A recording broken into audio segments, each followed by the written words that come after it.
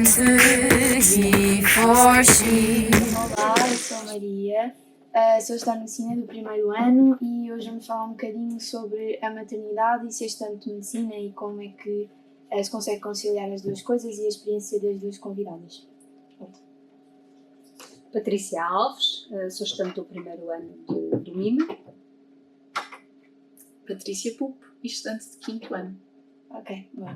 Então pronto, a primeira pergunta que eu vos quero fazer é como é que vocês se sentiram quando souberam que iam ser mães, como é que lidaram com a situação e como é que foi o choque, como é que se sentiram, pronto, essencialmente é isso. Então, eu queria muito ser mãe desde muito cedo, era um sonho muito grande. Quando decidi entrar em medicina foi uma conversa que tive com o meu, na altura, namorado, agora marido, porque nós não queríamos que a vida parasse, ou seja, o curso é grande e parar uma vida de 6 anos é uma perspectiva complicada. E então eram conversas que nós já tínhamos sobre quando, qual era a melhor altura, qual não era, e eu tinha deixado de fazer contracepção há 1 ano. Não estávamos a tentar, só tinha deixado por uma questão de perceber também como é que estava o meu corpo e etc. E pronto, descuidámos e surgiu a nossa Leonor. Inicialmente não sabíamos se íamos avançar ou não, mas depois conversámos sobre como é que nos podíamos organizar. Se eu tivesse que voltar a trabalhar, voltava. Na verdade nunca acabei por nunca deixar de trabalhar, mas pronto, reduzi. Mas foi um compromisso de ambas as partes. E depois avançámos e foi isto. E foi gerir da melhor forma possível, sabendo sempre que tinha que adiar 1 ano no fim do curso. Claro. Bem, pronto. Relativamente à minha experiência, eu tenho uma experiência um bocadinho diferente da colega. Eu entrei no curso em 2008, 2009. Entretanto, também deixei de fazer contracepção e engravidei, eu já tinha 34 anos também, e engravidei e tinha que tomar uma decisão. E a minha decisão, eu trabalhava também, e a minha decisão foi parar o curso, no sentido de estar mais, poder ter disponibilidade para estar mais com a minha filha. Na altura, para mim foi a melhor decisão e não me arrependo de ter tomado. E agora, passado, minha filha tem 16 anos neste momento, e passado estes 16 anos, ela própria me incentivou a voltar. E estou aqui, de facto, para aprender e feliz por estar aqui convosco. Pronto. O que eu queria perguntar agora é se como é que esta notícia foi recebida pelas pessoas que vos eram mais próximas, se os apoiaram sempre ou sentiram que havia assim aquela pressão pelos que estavam à vossa volta de como é que vais fazer isto, como é que vais conciliar as duas coisas e isso tudo. Se sentiram apoiadas, essencialmente. Então, pronto, a minha história é um bocadinho mais recente, não é? A minha mãe ficou um bocadinho em pânico. Minha mãe ficou assim um bocadinho tipo, então e agora o curso? E eu, então agora o curso faz-se na mesma, não se fazem 6, faz-se em 7. Sempre com a questão de se as pessoas trabalham full time e têm filhos, se eu encarar o curso como um full time, o resto do tempo é tempo de família. Pronto, mas pronto, ela ficou assim um bocadinho assustada, o que é normal, porque nós quando estamos a ir para um primeiro filho, nós não sabemos no que nos estamos a meter. Achamos que sim, mas não sabemos no que é que nos estamos a meter. Pronto. E ela tinha alguma razão em estar assim em pânico, que eu tive mesmo para desistir. Portanto, mas desistir completamente. Sim. E não voltar? Sim. Okay. Depois da Leonor nascer eu tive mesmo para desistir, porque a perspectiva de voltar a trabalhar a full time e não estar em casa e não ter tempo e tudo isso me custava bastante. Mas pronto, depois também percebi que eu precisava disto. E dá para fazer, não é? Dá para fazer e pronto, pelo menos na minha experiência, nem todas as mães são assim, mas eu preciso de uma vida fora de casa. Eu não gosto muito da minha filha, amo a minha filha e adoro a minha vida em família, mas eu preciso de ser eu. E para isso eu preciso da minha carreira. Claro.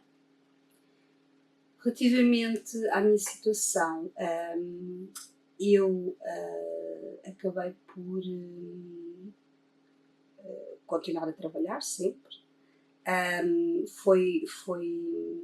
Às vezes também penso, à semelhança da colega, embora esteja no primeiro ano, esteja muito no início, mas a intensidade do que nos pedem no curso é grande, junto com o trabalho e junto com o facto de ser mãe. De toda a maneira, eu consigo gerir neste momento, também pela independência que a minha filha hoje já tem, diferente de quando era mais pequena. E depois também tenho, efetivamente, o apoio do pai da minha filha e também dos meus pais, e também da minha irmã, e também dos amigos, de alguma maneira, e isso ajuda. Obviamente que quando eu disse que ia voltar novamente este ano, os meus pais também ficaram um bocadinho, não vou dizer em pânico, mas admirados. Penso que foi a admiração. Porque é um curso grande, não é? Sim, agora é que vais. E eu disse, por que não agora? Eu não estou a morrer, eu estou a viver. Portanto, porque é que não hei de também fazer neste momento aquilo que me dá prazer? E o que me dá prazer é aprofundar o conhecimento, é saber mais, é tocar a vida dos outros, também ser tocada por elas. Portanto, no fundo, partilhar. E penso que era uma coisa que estava pendente. Houve uma altura que eu pensei que já não vim, mas agora nesta altura, e também por incentivo da minha filha, como eu já disse, pareceu-me uma boa altura para voltar. Os pais tiveram esta reação. A minha filha teve uma reação, como eu já disse, de incentivo. O meu marido disse, faz aquilo que te sentires melhor. E portanto eu fiz. Ele apoia, é verdade, mas o meu marido trabalha na Alemanha e portanto está cá. Está cá normalmente meio, portanto ao longo do mês, 2 semanas, portanto anda um bocadinho de um lado para o outro. Mas eu consigo me organizar, porque eu também aprendi ao longo da vida a organizar-me perante as atividades que tinha para fazer. E também tenho a sorte no meu local de trabalho ter pessoas, colegas, que me ajudam também nisto e que são extremamente flexíveis. O meu trabalho também tem muita flexibilidade e, portanto, permite-me isso. O que eu faço é tentar ir às teóricas quando posso, às vezes não posso, e relativamente às aulas práticas, coloquei-as mais para o fim do dia. E também por ter algumas acreditações também me ajuda a fazer este ano. Não sei como é que vai ser ao longo do curso, mas aqui a colega já está aqui a dar um incentivo, não é?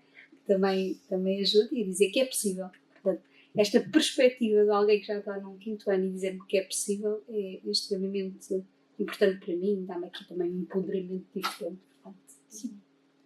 Eu acho que as vossas histórias, pelo menos a mim, não estou a encontrar outra palavra, mas é aquela coisa de é ser bonito e toca-me porque, por exemplo, eu não queria ser mãe, até porque eu sempre quis medicina. Depois tive ali uma altura que andei com dúvidas, como toda a gente na secundária, não é? Mas depois, quando voltei a querer medicina, a minha opinião sobre ser mãe mudou, porque eu acho muito bonito aquela força de mãe e gostar muito dos filhos e estar lá para os filhos. Eu tenho essa experiência com a minha mãe, e as mães abdicam muito para estar com os filhos. E então ver histórias de pessoas que são mães e que estão lá com os filhos e mesmo assim conseguem fazer aquele curso que é tipo o bicho de 7 cabeças, demora imenso tempo e é difícil, e toda a gente diz, meu Deus, como é que vais fazer isso tudo? Pronto, toca-me um bocadinho. Porque eu gostava de ser mãe, agora já gostava de ser mãe. Deixa-me só dizer uma coisa. Eu percebo essa questão que falas do abdicar, mas eu não sei se usava essa palavra. Não, eu própria não usava. É aquela coisa que se ouve mais das outras pessoas de fora. É verdade, ouve-se, mas o abdicar, não sei se é abdicar, é substituir, se calhar, os momentos que eu teria para fazer outras coisas, fazer aquela também que me dá prazer, que é estar com quem eu gosto. E, portanto, são escolhas. Eu acho que na vida, ao longo da vida, temos sempre que fazer escolhas. E esta também é uma escolha. Sobretudo, parece-me que a vida, eu considero que a vida não tem felicidade. Esta ideia de que eu ando na vida para ser feliz, a felicidade é um conceito. Eu acho que há felicidades, e isto há um filósofo brasileiro que é o Ruben Alves, fala disto. As felicidades existem, que é momentos que de facto nos dão prazer e fazer aquilo que nos dá prazer. E é isto que concorre para que a nossa vida faça algum sentido. Portanto, estas escolhas é que fazem isto. Portanto, neste momento, eu estou a ter uma felicidade de estar aqui. Acho que é isso. E posso dizer que tiveste as dúvidas antes de entrar e vais ter ao longo do curso. Todos temos momentos em que dizemos eu não quero mais isto, estou farto disto. E depois há alturas em que há um estágio que te puxa mais, há há várias coisas que te vão fazendo avançar. No que toca à gestão, como estavas a dizer, de como é que tu vais fazer? É uma questão, efetivamente, de gestão de tempo. Como nos diziam na escola, façam um horário de estudo. É fazê-lo e cumpri-lo. É mais fácil dizer do que fazer. Claro. E não quer dizer que o meu horário de estudo não se altere 30 mil vezes ao longo do ano. Porque altera. Mas é um bocadinho isso. Eu sou explicadora. E tenho os meus alunos também a dizer-me eu mal consigo, no secundário, como é que tu consegues isso tudo? E a minha resposta é sempre a mesma. Eu quanto menos tempo disponível tenho, mais produtivo é o estudo. Claro. Porquê? Porque eu só tenho aquele bocadinho. Portanto, Sim, vai ter que render naquele bocadinho. Não dá para procrastinar. Eu só tenho aquele bocadinho, portanto tem que ser aquele bocadinho e acabou. E então acaba por ser isto. Tudo é fazível. É uma questão de gestão. E saber que há prioridades que vão cair. Não é possível chegar a todo lado. Não é possível fazer isso tudo 100% bem. E nós temos que ter esta capacidade de olhar para nós e dizer não, eu não estou a fazer tudo 100% bem, mas eu estou a fazer muita coisa. Lembro-me na fase de exames do ano passado de virar para um colega meu e dizer eu sinto que não estou a fazer nada de jeito. Meio trabalho, meio estudo e meio ser mãe. E ele respondeu-me assim, e mesmo assim estás a fazer trabalho e meio. E é um bocadinho isto, ou seja, é saber que, sim, a casa não vai estar sempre organizada, não vamos sempre comer a comida mais saudável de sempre e nem sempre vai ser comida feita caseira em casa. Não vamos ter sempre toda a roupa disponível e às vezes vamos ter que escolhermos bem o que é que vamos vestir. Mas vai-se fazendo. E é um bocadinho isto. O que é que não pode cair? Não pode cair o tempo de atenção imprescindível à minha filha. Ela não pode sentir que não é uma prioridade. O meu casamento não pode sentir que não é uma prioridade e estes dois são o pilar máximo. A seguir está a minha família, avós e mãe. E só depois é que vem o curso. E portanto, e algo que eu aprendi ao longo destes últimos 2 anos desde que a Leonor nasceu, há outra coisa que não pode cair, que é o autocuidado. Ou seja, eu não posso abdicar de coisas que a mim fazem bem e que contribuem para a minha saúde.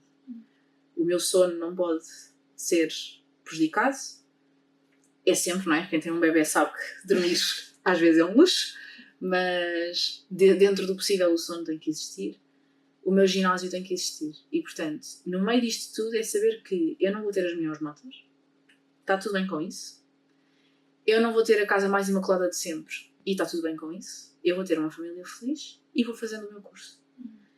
E tu também estás feliz. E eu também estou feliz. E, portanto, é um bocadinho isto. É ir equilibrando e sabendo que há coisas que vão cair. Há aniversários que a gente se vai esquecer. Nem sempre vai dar para jantar com toda a gente. Mas vai-se gerindo e vai-se fazendo. É tentar chegar a todo lado da melhor forma possível, da melhor forma que conseguimos na altura, não é? Exatamente. E sabermos nos desculpar quando às vezes não correu assim tão bem. E quando às vezes queremos ser aquela mãe super paciente, mas dormimos muito pouco e tivemos um dia estressante no estágio e etc. E se calhar levantamos um bocadinho mais a voz como não queríamos, mas também sabemos dizer a nós próprios dá-te um desconto. Acontece, não tem que ser sempre, nem é para ser sempre, mas dá-te um desconto. Às vezes acontece. Sim. Eu concordo perfeitamente e é exatamente isto também que eu sinto. Esta questão de ser tolerante connosco próprios. Nós temos que perceber que não estamos só a fazer isto. Não somos como a maior parte dos estudantes do curso que estão só a fazer isto. Portanto, nós temos... Isto é um bocado multitask, não é? Quer dizer, temos imensas coisas para fazer e, portanto, parte especificamente da organização que nós temos. Eu ainda não tenho uma perspectiva tão apurada como a colega, porque já está muito mais avançada que eu, mas no sentido de que isto é possível fazer, eu às vezes tenho dúvidas se é possível fazer, portanto, mas eu penso, e ela me dirá, talvez no primeiro ano ela também tivesse tido estas questões que é, será que é possível fazer? Porque eu não sei o que é que lá vem, não é? Ela já sabe, eu não sei. E, portanto, às vezes penso... Por exemplo, ainda hoje me deitei às 3h30 da manhã. Esta questão do sono é importante, mas às vezes não consigo. Tenho um trabalho para entregar e estive a fazer de volta dele e estava a fazer e a pensar, será que vale a pena isto tudo? Será que eu vou conseguir isto tudo? O esforço é menor do que o benefício que eu vou ter. Ou seja, enquanto o benefício for maior que o prejuízo, eu andarei por cá. Quando o prejuízo superar o benefício, eu tenho que ponderar muito bem se vale a pena mesmo. Mas espero, daqui a 4 anos, quando estiver no 5º ano, e espero chegar lá, ter a mesma perspectiva que a colega, que é muito, muito positiva. E a mim, mais uma vez, me dá aqui um power, não é? De não desistir. Muito obrigada. Não, nada. Eu sei-vos dizer o momento em que eu senti isto faz. Sim. Foi a seguir à primeira oral de anatomia. Primeiro sim. ano. Primeiro ano. E, A oral de Pois, anatomia, assusta um bocadinho. esse primeiro ano, é o bicho. pois, eu sei. Nós É o bicho. sabíamos. E vai andar a ser um bicho nas vossas cabeças até lá chegar. Pois. E depois vão fazê-la e vão sair de lá. Com melhor ou com pior nota. Eu saí de lá com 12. Portanto, eu não sou a melhor pessoa para falar sobre notas altas. Mas passaste a Ai, sim, é passar. Saí de lá com 12 e pensei, Também penso isso. É passar. ok, foi difícil. Sim. Mas faz-se. Com melhor ou com pior nota, isto faz-se. E, portanto, é um bocadinho daí que vem o tudo se faz. E ninguém morre, não é? E é um bocadinho encarar isto assim, que é, não é o fim do mundo. Ninguém vai morrer se eu chamar um exame. Nós temos 2 fases normais, mais os estatutos que nos dão ainda a época específica. Portanto, calma, as coisas fazem-se. Pode ser não com as notas mais brilhantes do mundo, mas elas fazem-se. Há cadeiras mais difíceis que outras. O que é que eu sinto muito com este curso? É que ele é muito trabalhoso. E, efetivamente, durante o semestre há muita coisa para fazer. Sem dúvida, é a parte mais difícil, é gerir trabalhos e entregas. Depois a fase de exames é estressante, mas as coisas fazem-se. Não, é um bocadinho nisto. Às vezes o desalento é algum. É verdade. Mas sim, é possível. E é uma questão de gestão. E para quem trabalha ao mesmo tempo, eu, por exemplo, sou explicadora, tenho um horário muito flexível e tenho uma carga até bastante leve. Mas eu tenho colegas que trabalharam em full time até o ano passado. Aliás, eu tenho uma colega atualmente no 5º ano que ainda trabalha a full time. Portanto, estamos a falar de 40 horas por semana, mais o curso, mais estudar, mais trabalhos. Pois. Como é que isto se faz? Tem que haver prioridades. Não dá para ir às teóricas e as faltas que existem têm que ser dadas. E é um bocadinho isto que nós tentamos ir gerindo e é esta gestão que se vai aprendendo a fazer ao longo do curso. Um bocadinho por aí. Eu depois também tenho regras um bocadinho mais intransigentes comigo própria do que às vezes outras pessoas têm. Eu só estudo até à hora de saída, ou seja, a partir das 7 da tarde eu não faço nada da faculdade. Sim. E ao fim de semana também não. As fases de exame são exceção, claro. Essas fases são sempre exceção. Mas eu, para mim própria, eu não estudo à noite, não estudo ao fim de semana. Noite e fim de semana é tempo de casamento e filha. Pois, sim. É para ter tempo para tudo, não é? E eu já vi muita gente a dizer isso também, no caso do nosso curso, não é? Que é aquela questão de definir horas específicas para fazer determinadas coisas, porque há sempre aquela tendência de não, mas eu ainda não acabei isto, então eu vou ficar aqui mais, não sei o quê. E isso até tem acontecido, a questão dos trabalhos também agora, tem acontecido muito isso de não, eu vou estar até às 7 e depois às 7 mas eu ainda não acabei. Então eu vou ficar mais X tempo. Pronto. Então, se para mim é difícil, eu imagino como é que é ainda gerir ainda mais coisas do que aquelas que eu tenho de seguir, porque eu sou standard, não é aquela coisa de estudar medicina, mas eu não tenho outras, quer dizer, tenho outras coisas, mas não coisas assim que estão acima do curso, por assim dizer, ou que são mais importantes. Pronto.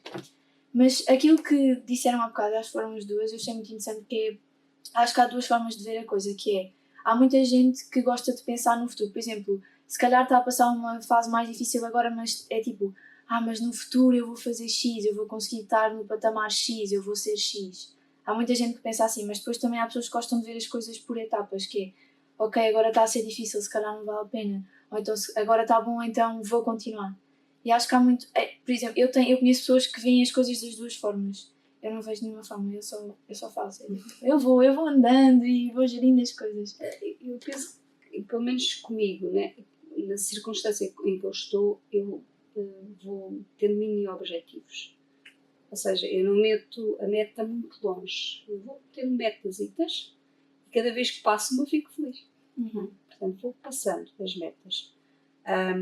Pode haver alguma em que eu não passe, não é? Portanto, há uma meta que eu não consiga, mas como o colega disse, ninguém morre, não é? Não acaba ao fim, não é o fim do mundo, portanto há de se conseguir noutro momento. Porque eu penso que quem está numa circunstância de trabalhar e trabalha full time, trabalhar, ter uma família, que tem que se dar muito apoio, é difícil para uma meta a longo prazo, parece-me. Sim. Sim, ou seja, a meta não está a longo prazo, nós vamos fazendo pequeninas coisas e conseguindo pequeninas vitórias.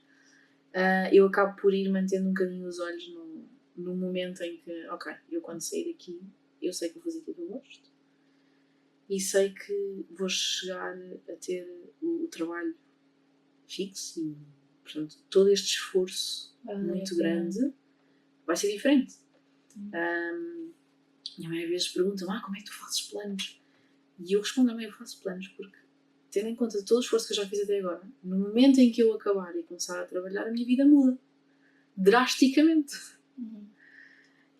Há pessoas que não, há pessoas que ao trabalhar em full time a vida não muda assim tão drasticamente. No meu caso, a minha vida muda drasticamente. Portanto, eu posso fazer planos porque eu sei que a minha vida vai mudar drasticamente em janeiro daquele ano. Claro que não faço planos super grandiosos, mas tento ao máximo manter os olhos aí. Ou seja, como eu disse no início, eu sempre quis muito ser mãe e o meu maior sonho é família. E portanto os olhos estão em acabar, começar a trabalhar para que se possa ter a família que sempre quisemos.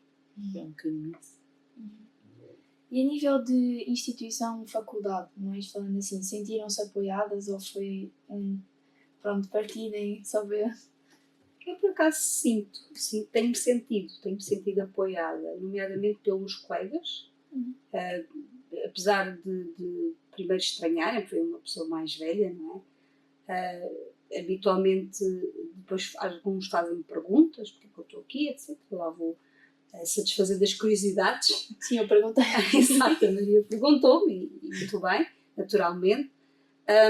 E depois o que eu sinto é, mesmo nos trabalhos de grupo, o que eu sinto é que, naturalmente, não só pela minha experiência de vida, mas também pela minha experiência profissional, eu tenho desenvolvi outro tipo de competências que, articulando com as competências que os colegas têm que eu não tenho, permite fazer trabalhos interessantes. Ou seja, eu aprendo muito com os colegas, mas também me parece que há aqui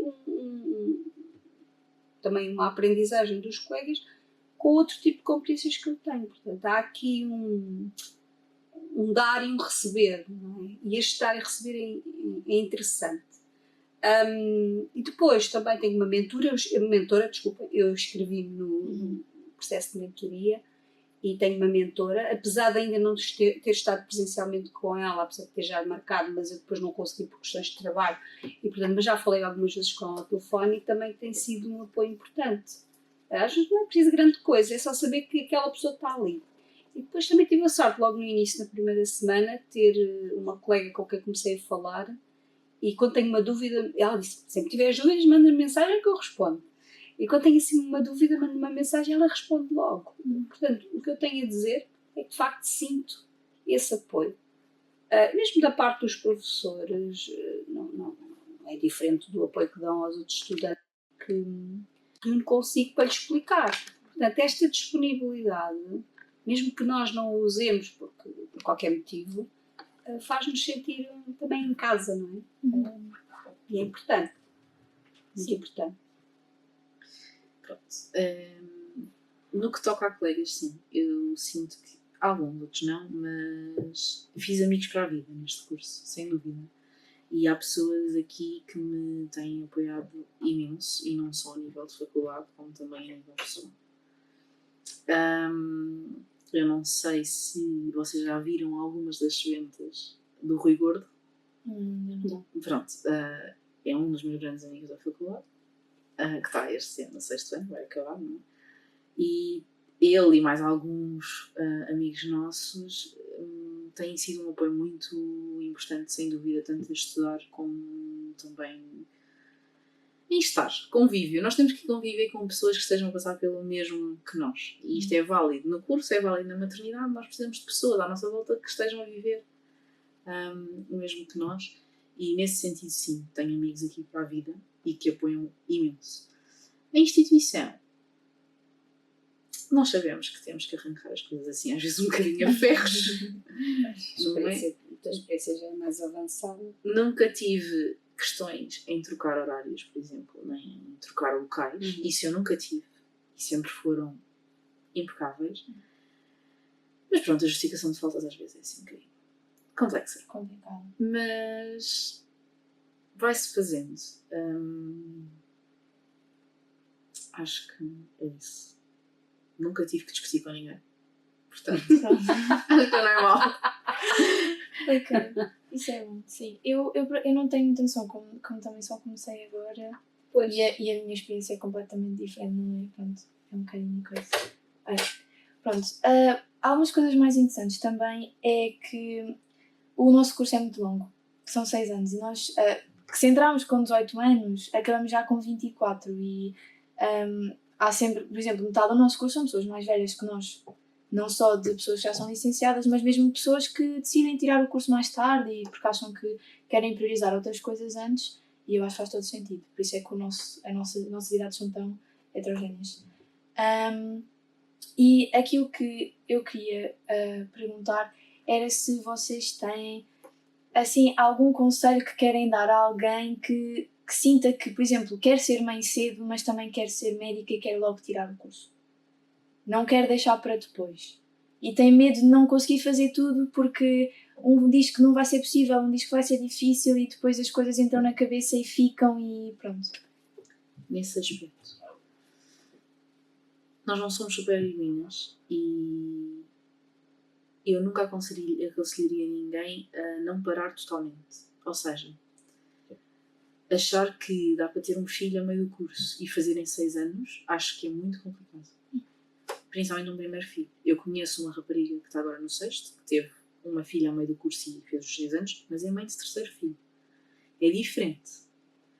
E o suporte que tem em casa também é completamente diferente. Tem pais reformados que podem ficar com as crianças. É diferente. Não havendo este suporte, e a verdade é que cada vez menos há este suporte porque nós estamos a fazer o curso e os nossos pais ainda trabalham, portanto, isto não existe. Aquilo que havia muito na época dos nossos pais, que era deixar os filhos com os avós, hoje em dia é muito difícil. Eu acho que é muito difícil não parar pelo menos um semestre, no mínimo. Aquele primeiro, não é? Os primeiros 6 meses de um bebê É complicado. é o caos. Pronto. Nós achamos que estamos preparados e não estamos. Nada nos prepara para aquele primeiro ano. Depois é tudo muito giro. E compensa tudo sem dúvida. Mas aquele primeiro ano... Pronto. Tirando isso, tendo apoio em casa, principalmente, a pessoa que está ao nosso lado. Eu costumo dizer, o meu marido é tão pai como eu sou mãe. Não se vê isto em todos os casais. Há muitos pais que têm um papel secundário, digamos assim. Não é por mal, às vezes é as circunstâncias. É o bebê que está mais agarrado à mãe. São circunstâncias que se vivem. E é muito comum ver-se que os filhos são mãe. E o pai, por muito que às vezes queira, não consegue. Eu tenho muita sorte e também foi muita coisa construída. É um misto das duas coisas. E eu posso dizer, o meu marido é tão pai como eu sou mãe.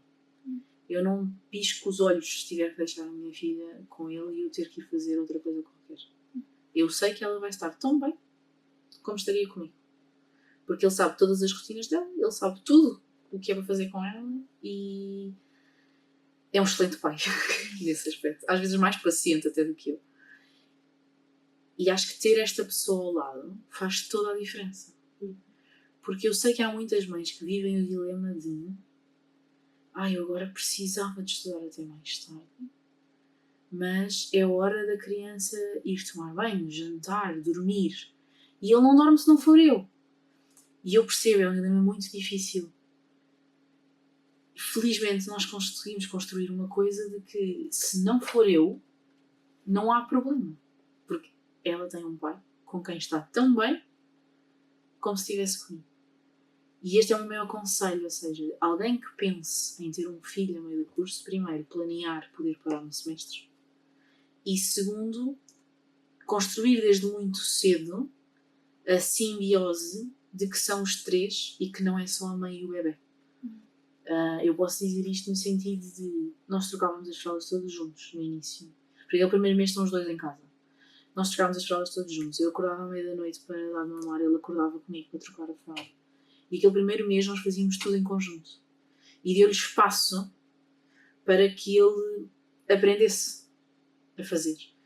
Houve alturas em que eu também precisava de respirar, porque não é fácil. Um bebê chora e às vezes nós não sabemos bem porque é que ele chora. E às vezes é só uma questão de dar colo e esperar, mas não é fácil ter um bebê a chorar nos braços. E houve momentos em que eu tive que me retirar da situação porque eu não estava a conseguir manter a calma, e também lhe deu espaço a ele para ele perceber como é que ele próprio conseguia acalmar a filha dele, porque cada pai tem a sua forma. Sim, encontrar a maneira dele ser as pai coisas. e eu ser mãe.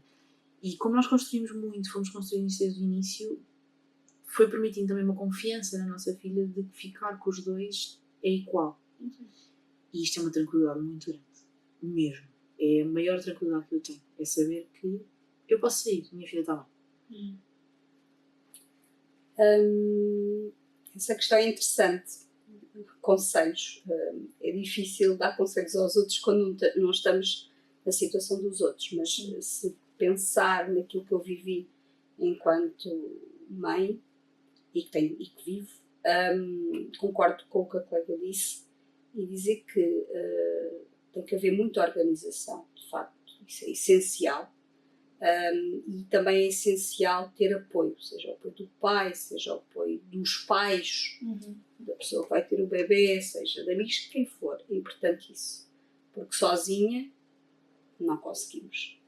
Precisamos de alguém. E precisamos também de outra coisa, é perceber que também precisamos de cuidar de nós, nos autocuidar. Porque o que eu me lembro quando fui mãe, a colega falou em 6 meses, eu falo num ano. Para mim o primeiro ano foi muito, muito difícil. Eu também já tinha 34 anos, porque eu vivi 34 anos da minha vida centrada em mim. E de repente eu tenho que me descentrar completamente de mim, porque um bebê necessita de que deixemos de centrarmos em nós e centrarmos nele, no fundo. Mas haver um equilíbrio entre centrar nele, mas também centrar em mim, porque eu também sou gente, também sou pessoa e também preciso de cuidar de mim, é essencial as pessoas perceberem isto. E, portanto, como é que eu organizo, e penso que parar um bocado é importante, como é que eu organizo entre um curso, o cuidar de um ser que depende de mim e ao mesmo tempo cuidar de mim próprio. É preciso de facto haver muita resiliência e haver apoio. Apoio sozinhos. Isto é como o trabalho em equipa, em saúde. Somos muito melhores em equipa do que somos sozinhos e conseguimos um resultado muito melhor. Talvez fossem estes os conselhos que eu deixaria. Sim, se calhar posso acrescentar só aqui no sentido do autocuidado, que é sem dúvida um pilar gigantesco. Porque mãe feliz, bebê feliz. Exatamente. Ponto. Há uma coisa que vem com a maternidade, que é um sentimento de culpa. Ele está cá sempre. Por uma coisa ou por outra, ele está cá sempre. Um daqueles que eu tenho às vezes, que é mais constante do que aquilo que eu gostava que fosse, é eu adiar ir buscar a minha filha para ir ao ginásio. Que ela vai estar mais 1 hora na creche, ou 1h30, porque eu vou ao ginásio. E eu tenho que me lembrar e fazer o esforço para me lembrar a mim própria. Não. Ela vai estar mais 1 hora na creche, porque tu vais ao ginásio. Porque tu precisas do ginásio para estares bem, mentalmente e fisicamente. Portanto, é um trabalho. Não é uma opção. E é um bocadinho isto, é dizer às mães que nós não temos que nos sentir culpadas por fazermos coisas para nós. Porque nós fazemos coisas para nós, para estarmos capazes de estar com eles. Porque eles não têm culpa das nossas frustrações e do nosso dia-a-dia acelerado. E, portanto, há muitas mães que lutam com isto, que é eu não posso fazer isto porque vou deixá-lo mais tempo. Sim. Podes e deves. Porque se tu estiveres bem, o teu bebê está bem. Se tu não estiveres bem, por muito que tu queiras ser a mãe mais paciente e mais ternurenta do mundo, ele não vai estar bem. Porque eles sentem o nosso stress. É sem dúvida. Sentem tudo. E o fazeres o que gostas permite-te manter a tranquilidade até na relação com os outros, nomeadamente com a criança. Sem dúvida nenhuma. Sim, até porque eu sinto que a tendência é sempre para deixar aquela parte de cuidar de nós próprios ir primeiro, antes de deixar as outras. E depois as outras prejudicam-se porque não cuidamos de nós. Portanto, não há, tipo, não dá para desconectar, as duas coisas estão ligadas uma à outra. Não adianta de muito eu ir buscar a minha filha mais cedo, porque não quero que ela esteja tantas horas na creche, porque quero que ela esteja comigo e depois eu não estar com paciência para estar com ela. Pois. Não adianta. Uhum. Portanto, é preferível adiar um bocadinho e ir fazer uma coisa que me vai deixar mais tranquilo e depois, quando estou pleno e estou dedicada, que é o mais importante. Eles não precisam de nós presentes a 1000%, eles precisam de nós quando estamos presentes para estarmos com eles. E estar efetivamente, sim. Eu caí uma ficha relativamente a isto que a colega está a dizer. Quando ela nasceu e fiquei em casa com ela, quando ao fim de algumas semanas eu percebia que só ia tomar banho à noite, já à noitinha, depois dela estar a dormir, porque eu não tinha tempo sequer para tomar banho. E eu pensava, mas eu tomar banho é um cuidado básico que eu faço a mim própria, como é que eu só tenho tempo depois de a pôr a dormir à noite? Uma coisa está errada, não é? E foi aí que eu comecei a fazer o volte-face, e a pensar como é que eu podia gerir isto de outra forma. Mas não estava a trabalhar, estava só com ela em casa, nem estava a fazer o curso. Agora, para quem tem isto tudo, tem que fazer este clique rapidamente, porque senão é impossível. O banho também foi uma coisa é um drama. Tomar um banho depois de ser o primeiro filho é um drama. É um drama. Principalmente quando sem bebés que não dormem pousados. Como era o meu caso. Eu tinha uma bebé que durante o dia só dormia alapada a mim ou ao pai. Portanto, os primeiros tempos sozinha em casa também foi esse o drama. O tomar banho. E a outra coisa que é o sair de casa. Que eu acho que... A tralha toda que levamos atrás. Sim, mas que é imprescindível. Uma das piores coisas que eu fiz foi ter ficado muito tempo em casa. Chegava ao fim do dia, estava insuportável. E por isso é que é preciso ter os apoios também para eu chegava a dizer à minha mãe, vem para a minha casa, fica aqui um bocadinho para ir ao centro comercial. Só para eu ir ao centro comercial. Eu não ia fazer nada ao centro comercial, eu só ia andar no centro comercial. Para mim, isto estamos a falar de inverno, para mim era importante para o centro comercial. Para a nossa cabeça, para o nosso bem-estar, é importante centrarmos daquilo, sair um bocadinho daquilo. Sim, sair, aliviar, não é? Deixarmos de ser só mães e podermos sermos nós próprias. Isto é muito importante. Acho que é dos maiores lutos de uma recém-mãe. É que, de repente, nós já não somos nós. Não é a mesma coisa. É bruto. É muito bruto. E não voltamos nunca mais a ser aquela pessoa. A pessoa que éramos na hora anterior a nascer a criança e a pessoa que somos logo a seguir, nós nunca mais vamos voltar a ser aquela pessoa. E é um luto muito grande. É um luto muito bom, porque eu costumo dizer, e digo isto com todo orgulho, eu gosto muito mais de mim, enquanto mãe, do que gostava antes. Eu aprendi a amar-me de uma maneira que eu não sabia que era possível gostar de mim própria. Mas foi um luto muito grande. Um luto do tempo para mim, um luto da pessoa que eu era, um luto do casamento que era e que agora evoluiu para outra coisa. E todos estes lutos ao mesmo tempo são difíceis. São muito difíceis. E daí sim a dizer, é preciso parar. Não dá para fazer isto ao mesmo tempo que se faz outras coisas. Aquela bolha existe e é preciso ser vivida, mas também com consciência de, ok, nós estamos na bolha, mas como diz a colega, é preciso sair durante um bocadinho. Eu também fazia isto com o meu marido, era tipo, agora ficas. E fui eu às compras. Eu já venho. Nós guerreávamos por quem é que ia ao supermercado. Era um bocadinho isto. Mas é isto. É um bocadinho... E acho que as pessoas às vezes não sabem o quanto é efetivamente um trabalho mental estar em casa com um bebê. Parece que é muito simples. Como eu costumo dizer, aquela fase inicial dos bebés, ela é simples, mas não é fácil. Ela é simples no sentido em que há muito poucas coisas que é preciso fazer, mas não é fácil. Mas ocupa o tempo todo. E mentalmente é muito Ocupa desgastante, ao contrário do que as pessoas pensam. Sim. Mentalmente é muito desgastante. E portanto é um trabalho só que dentro de casa e que não para, e que é 24/7, 7 dias por semana, o resto da vida. É intenso, não é? Sim. E a única coisa que eu posso dizer, e que gosto muito de dizer às pessoas que querem ser mães ou que estão para ser mães, é que são fases. Nós, quando vivemos aqueles primeiros meses, nós achamos que vai ser assim o resto da vida.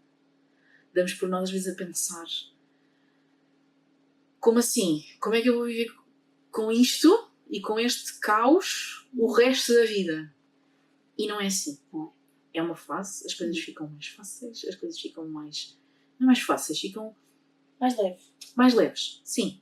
Porque cada Acho que fase da fazes maternidade... gerir, não é? Exatamente, cada Acho que fase fazes da gerir. maternidade não é que seja mais fácil, todas elas têm os seus desafios. Hum.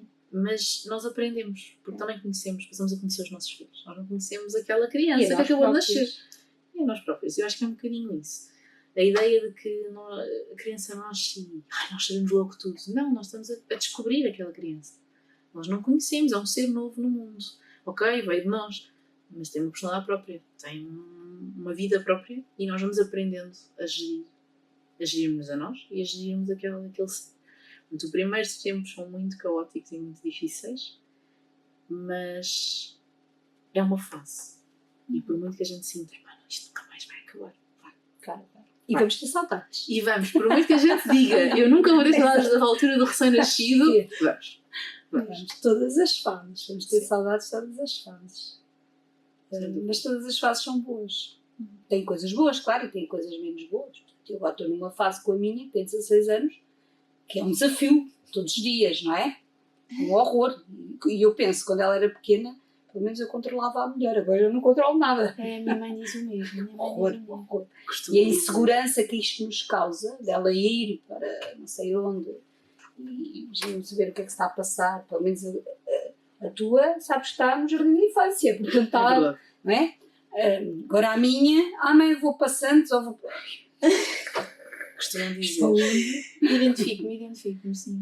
costumam dizer que adolescentes difíceis são adolescentes saudáveis, portanto Exato.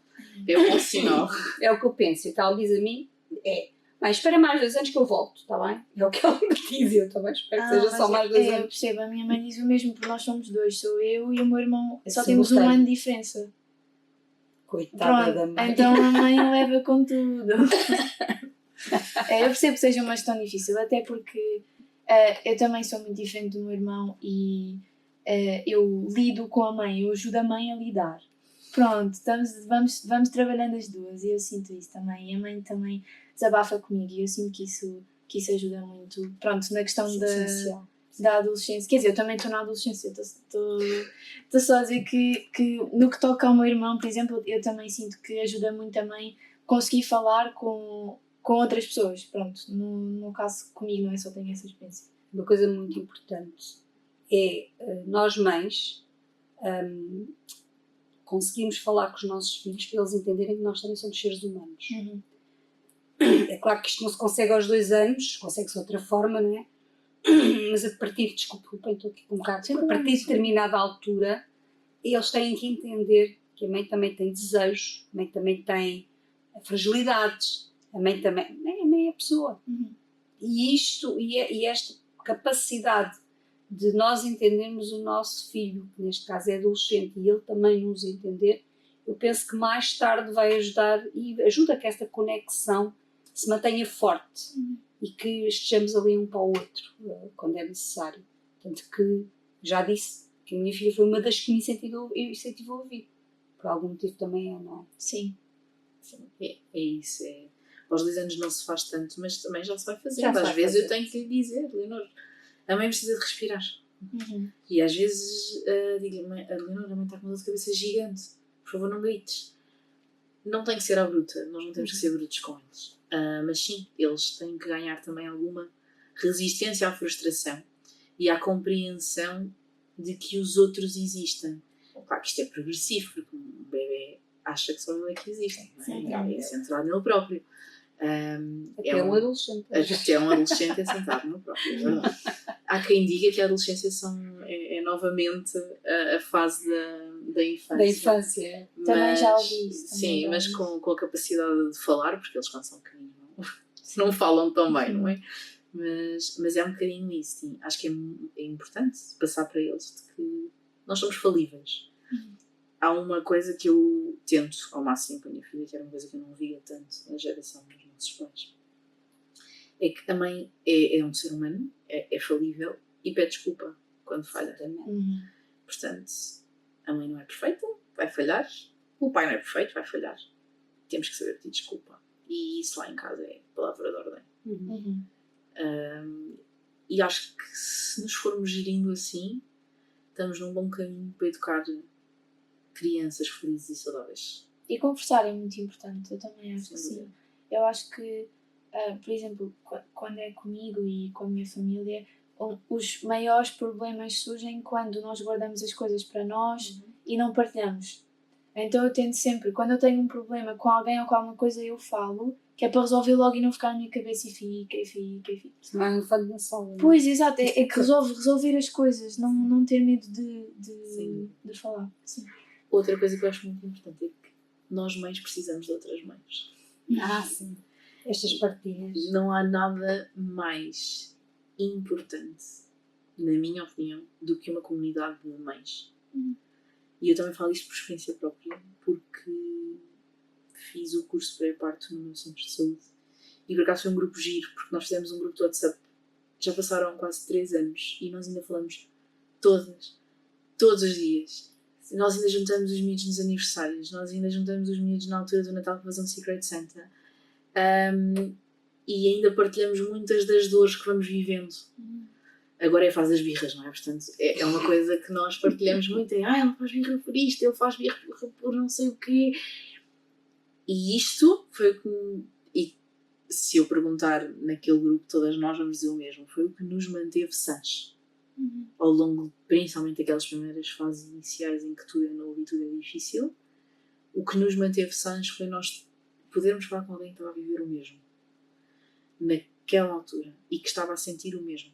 Porque eu sei que se eu agora vou falar com uma mãe que acabou de ter um bebê, não é igual a capacidade que eu tenho, de ser empática e até de compreender o que ela está a viver, não é igual porque já passaram 2 anos e meio. As experiências transformam-se.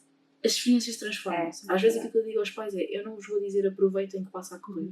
Eu não digo isto a nenhum pai, nem recém-mãe, porque isso é muito frustrante. Estarmos a viver aquele momento em que uma pessoa não dorme, não faz nada, e dizerem-nos aproveitem porque passa a correr. É péssimo. É a pior frase que nos podem dizer. Mas quem já está do outro lado e quem já passou e quem já... É o que nós sentimos. Eu gostava muito de voltar a ter aquele bebê que se aninha a mim. É que a minha filha detesta abraços. Tipo, pior. Ela agora já vai dando, mas ela não é de se aninhar. A minha filha se está a aninhar a mim, alguma coisa não está bem. E portanto, eu agora pensava, tinha um bebê que adorava estar aninhado a mim, não sei o quê, e agora tenho um ser que gosta de correr. Está a preparar para a adolescência. Exato. Ela sabe. É um bocadinho isso. E portanto, é isto. Eu não gosto de dizer aos pais, aproveitem que passa a correr, porque eu sei que é difícil. São fases. Eu concordo com isto e acrescentava que na adolescência, para mim eu tenho também um grupo, mas a partir dos 3 anos quando ela foi para o colégio, fizemos um grupo de mães e também tem sido importante ao longo dos anos, continuamos a falar, porque já lá vão muitos anos.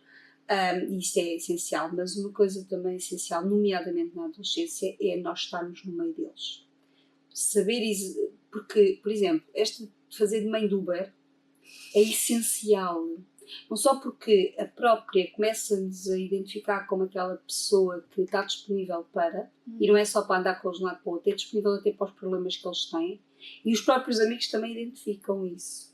E quando eles vão no carro, eles vão falando uns com os outros e nós vamos nos apercebendo das dinâmicas. Eu espero que ela não veja este podcast. Vamos nos apercebendo das dinâmicas. E isto é essencial para nós também conseguirmos da melhor forma ir educando e ir ajudando a fazer este percurso. E aconselhar os conselhos de mães são essenciais. Eu faço isto muito, eu ando sempre ali, eu vou-te buscar aqui, eu vou-te não sei, levar ali, a ti e aos amigos. Por exemplo, às vezes chego à porta do colégio para ir buscá-la e entram-me, ela mais 4 com o carro adentro. 4 não, 3. Pelo carro adentro. E diz ela, mãe, leva-os não sei o quê, não sei onde às casas. Ok, anda, distribui-los. Mas isto tem sido importante e desde que ela entrou na fase ali da puberdade que eu tenho feito isto e isto é essencial. Eu apercebo-me de coisas importantíssimas e também percebo-me do grupo em que ela está inserida e perceber depois dela especificamente dentro do grupo. Como é que o papel dela dentro do grupo? Porque dentro do grupo há pessoas de formas diferentes. Há o que fuma, há o que não bebe, há o que não sei o quê. E depois há ela, o que é que ela faz? Com certeza que não é santa, eu sei. Mas, e não quero que ela seja santa, na verdade, porque eu penso que é na adolescência que também tem que haver a experimentação de várias coisas. Até porque o que me dizem muito é que quando não é na adolescência é mais tarde. Exatamente. E, portanto, não tem mal. O mal tem é depois essa experimentação continuar, não é? E não parar. Portanto, tem que ser uma coisa controlada. Isto permite, nós andamos ali no meio, permite que nós temos aqui alguma maneira de controlar, perceber o que se passa e de orientar a nossa intervenção, enquanto mais. Eu concordo que na adolescência é fulcral estar presente, estar perto e tentar ao máximo, sim, aproveitar estes momentos em que eles estão confortáveis no espaço deles, para percebermos também o que é que eles vivem, que dinâmicas têm. Isso eu concordo a 100%. E até porque há pouco tempo deparei-me com uma perspectiva que acho que é importante, que é, os nossos filhos na adolescência têm aquela tendência de não querer saber o que é que nós dizemos. Eu ainda não tenho essa parte. Verdade. Mas é o típico do desenvolvimento da adolescência, é deixar de olhar para o que os pais dizem, é normal, é saudável fazê-lo, e olhar mais para aquilo que os outros pares fazem.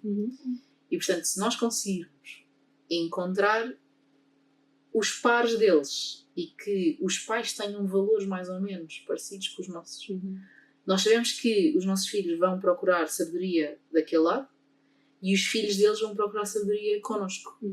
E então tudo isto acaba por ser assim uma simbiose de conseguirmos que eles tenham um desenvolvimento saudável. E portanto, sim, estes grupos de mães, então se nós conseguimos mantê-los sempre assim próximos, pelo menos há ali uma parte do desenvolvimento entre amigos que nós podemos olhar e dizer, ok, aqui eu consigo ajudar. Porque nós não vamos conseguir controlar isso. Não, justamente. Vai ser impossível, eles vão ter que se separar de nós educamos crianças para a vida, para ganharem asas e voar. É isto. E isso é ser boa mãe. Sim. Se cumprirmos isso e eles têm essa independência. Não é, Maria? Acho que sim, acho que se nós conseguirmos fazê-los independentes e conseguirmos sempre questionarmos a nós se estamos a fazer um bom trabalho, e se formos questionando isto ao longo da vida e nunca perdermos esta perspectiva e não ganharmos a perspectiva de não, eu sei tudo, acho que sim, estamos num bom caminho para ser boas mães. Estamos parabéns. Não é? Sim, eu identifico-me com aquilo que disseram da adolescência, daquilo dos pais falarem com os amigos dos filhos, porque os meus amigos conhecem todos a minha mãe.